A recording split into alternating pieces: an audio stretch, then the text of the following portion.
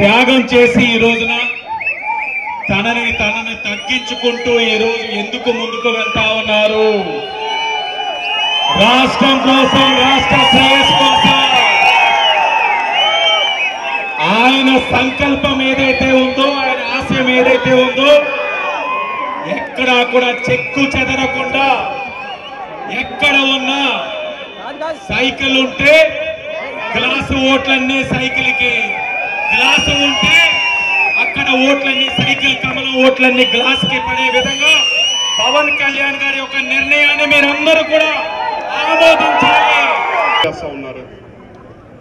ఆదిరెడ్డి వాసు గారి కుటుంబాన్ని జనంతో కలిసి ఉన్నారని చెప్పని ఎన్నో ఇబ్బందులు పెట్టారు, కేసులు కట్టారు, సిఐడి కేసులు కట్టారు, లోపలేశారు.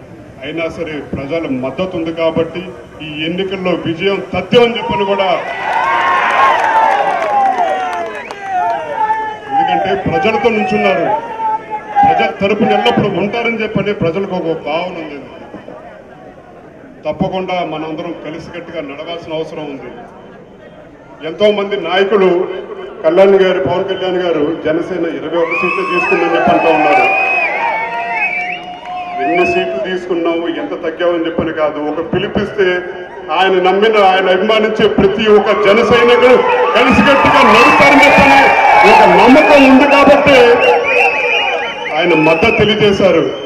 ఇవాళ ఈ కూటమికి అందరూ కలిసికట్టుగా పనిచేయాలని చెప్పని, ప్రజల తరపున నుంచోవాలని చెప్పని, జనం ముఖ్యమా జగన్ ముఖ్యమా అని చెప్పని భావించారు కాబట్టి ఈ కూటమికి మద్దతు తెలియజేశారని చెప్పని కూడా ఇద్దరికీ చెప్తా ఉన్నాం. అలాంటి ప్రభుత్వం అవసరమా, లేదంటే ప్రజల తరపున నుంచుని మన వాసు అవసరమా అని చెప్పని కూడా మిమ్మల్ని కోరుకుంటా ఉన్నాను.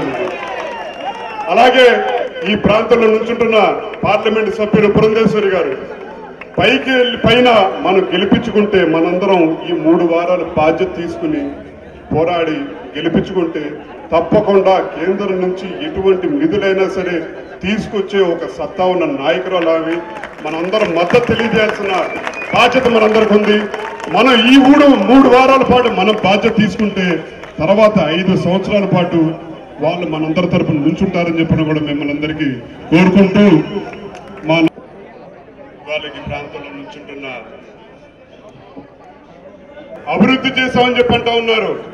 రంగులేసే కానీ అభివృద్ధి రాదు. ప్రతి ప్రాంతం మనం కాపాడుకోవాలి. ఒక సోషల్ మీడియా పోస్టింగ్ పెడితేనే కేసులు పెట్టి వేధిస్తూ ఉన్నారు. వ్యాపారం చేసుకుంటే చేయి కలుపు, చేయి జారది గెలిపిన పిలుపుతోటి తప్పకుండా ఎన్నికల్లో ఇది ఒక కూటమి విజయం కాదు, ప్రజల విజయం కింద చూపించాలని చెప్పిన కూడా మిమ్మల్ని అందరినీ కోరుకుంటూ సెలవు తీసుకుంటాం.